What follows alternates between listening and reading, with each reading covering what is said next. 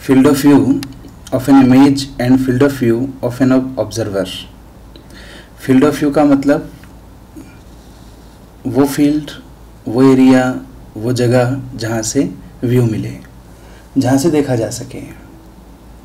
एक particular image को जहाँ जहाँ से देखा जा सके उसको कहेंगे field of view of an image. और एक ऑब्जर्वर है देखने वाला, तो वो किस किस इमेज को देख पाता है, कितने एरिया में देख पाता है, वो उस ऑब्जर्वर का फील्ड ऑफ व्यू। बारी बारी से दोनों को समझते हैं। पहले बात करते हैं field of view of an image. Field of view of an image, किसी इमेज का फील्ड ऑफ व्यू ये क्या होता है? मान लीजिए कि हमारे पास है एक प्लेन मिरर,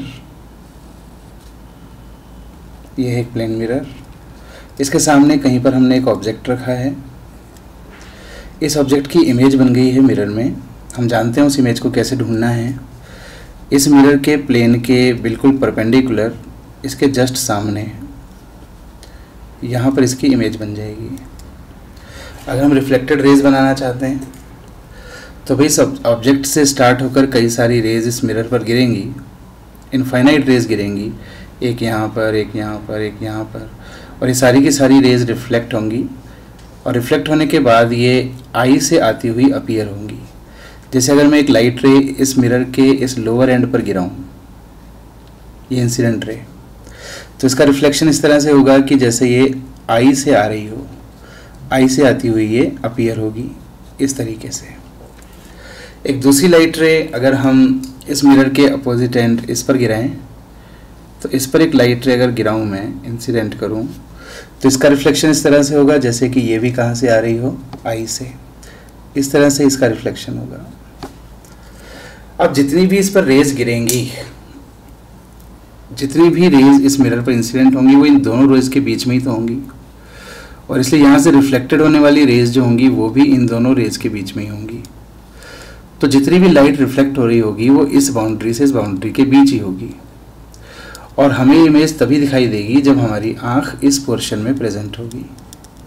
अगर हमारी आँख इस लाइट रे के नीचे की तरफ यहाँ पर हुई तो हम इस इमेज को नहीं देख पाएंगे। यहाँ आँख हुई तो भी हम इस इमेज को नहीं देख पाएंगे।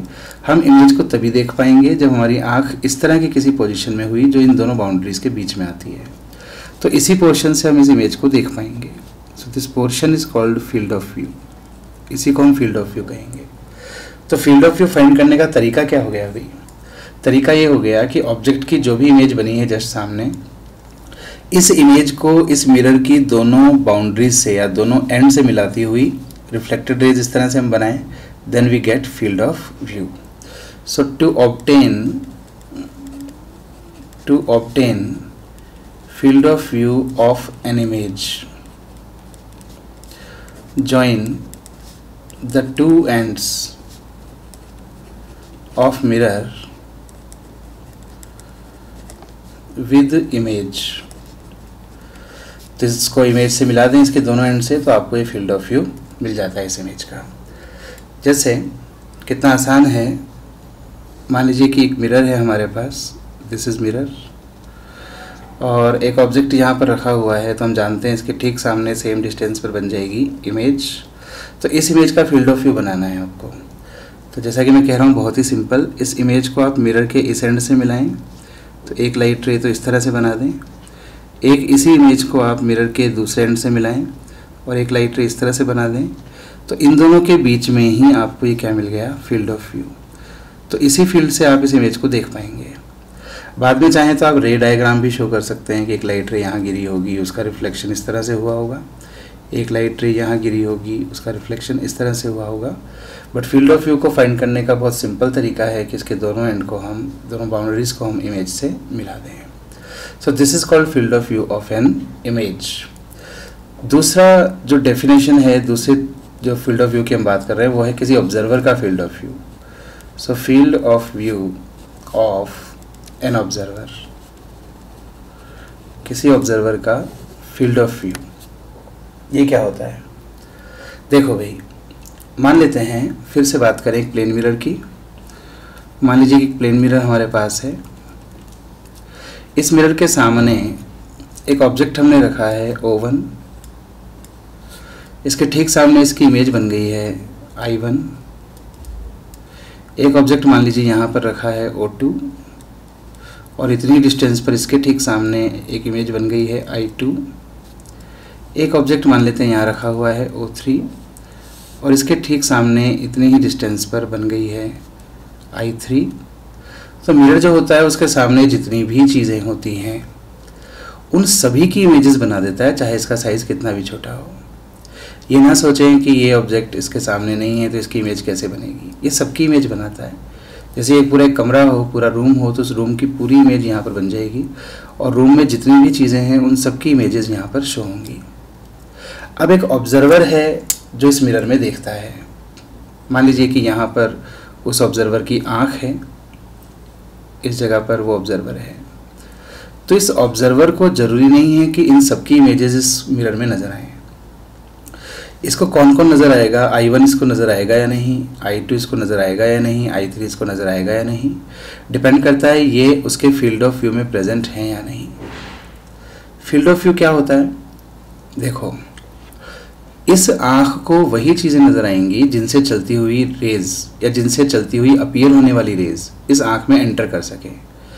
वो रेज़ जो इस मिरर से रिफ्लेक्ट होकर आई हैं, तो इस मिरर से जो रिफ्लेक्ट हो रही हैं इस मिरर पर गिरी और इससे रिफ्लेक्ट होकर आँख में पहुंची, केवल वही चीज़ें इसको दिख पाएंगी। तो भाई उसके लिए हम क्या करें, इस मिरर से सारी वो रिफ्लेक्टेड रेज बनाना चाहें जो इसकी आँख में एंटर हो रही हैं, तो कौन सी रे होगी, एक तो मिरर के इस किनारे से चलेगी और इसकी आँख में एंटर कर जाएगी इस तरीके से, ठीक है ना। आई होगी कहीं से, किसी पॉइंट से इस तरह से, और रिफ्लेक्ट होकर इसकी आँख में पहुंची होगी। इसी तरह से मिरर की इस बाउंड्री से जाने वाली रिफ्लेक्टेड रे भी इसकी आंख में इस तरह से पहुंचेगी और मिरर पर जितनी भी रेज गिरेंगी यहाँ पर वो सारी की सारी इसकी आंख में पहुंच पाएंगी। तो ये वाली जो रे है वो इधर कहीं से आती हुई इसको अपीयर होगी, इधर कहीं से, और ये वाली जो रे है वो इसको इधर कहीं से आती हुई अपीयर होगी इस तरह से। तो भाई इसकी आंख में जितनी भी रेज पहुंचेंगी वो इसी फील्ड से आती हुई अपीयर होंगी। तो जो जो चीज़ें या जो जो इमेजेस इस एरिया में इस फील्ड में प्रेजेंट होंगी वो तो इस ऑब्जर्वर को दिख जाएंगी और जो इससे बाहर होगी वो नहीं दिखेगी। जैसे I3 जो है वो इस फील्ड के बाहर है तो I3 इसको नहीं दिख पाएगी। I1 इसके अंदर है, I2 इसके अंदर है, तो ये इसको देख लेगा। तो भाई ये जो हमें एरिया मिला जिसमें प्रेजेंट इमेजेस को ये देख पाता है ऑब्जर्वर, इसको हम कहेंगे इस ऑब्जर्वर का फील्ड ऑफ व्यू।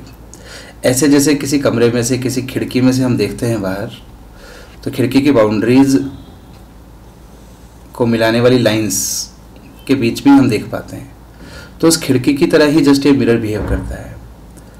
तो हम इसका फील्ड ऑफ व्यू बनाने के लिए मेथड क्या अपनाएंगे कि जहाँ भी ऑब्जर्वर की आँख है उसको मिरर के दोनों के कोनों से, दोनों सिरों से मिला देंगे। इनको मिलाने वाली लाइंस ही बीच में ही होगा इसका फील्ड ऑफ व्यू। किसी इमेज का फील्ड ऑफ व्यू बनाना है तो इमेज को मिरर की दोनों बाउंड्री से मिलाएंगे, और ऑब्जर्वर का फील्ड ऑफ व्यू बनाना है तो ऑब्जर्वर को मिरर की दोनों बाउंड्री से मिलाएंगे। इस तरह से आपको फील्ड ऑफ व्यू मिल जाते हैं। यहाँ हम बात ये कर रहे हैं कि इस ऑब्जर्वर को क्या क्या दिख रहा है। यहाँ हम बात कर रहे हैं कि ये इमेज किस किस को दिख रही है। ये इमेज का फील्ड ऑफ व्यू, ये आँख का फील्ड ऑफ व्यू। एक बात हम जरूर यहाँ पर समझ सकते हैं कि अगर हम मिरर का साइज़ बढ़ाएं, साइज़ ऑफ मिरर को अगर बढ़ाया जाए तो फिर फील्ड ऑफ व्यू भी बढ़ता है, चाहे इमेज का हो चाहे ऑब्जर्वर का हो। जैसे अगर इस मिरर को मैं थोड़ा और बड़ा लेता और यहाँ तक ले लेता, यहाँ तक ले लेता, तब आप फील्ड ऑफ व्यू बनाने के लिए इस कोने को और इस कोने को मिलाते, तब ये ज़्यादा एरिया कवर हो पाता, ठीक है ना। तो फिर ज़्यादा चीज़ें, ज़्यादा इमेजेस हमें दिख पाती, तो फील्ड ऑफ व्यू बढ़ जाता।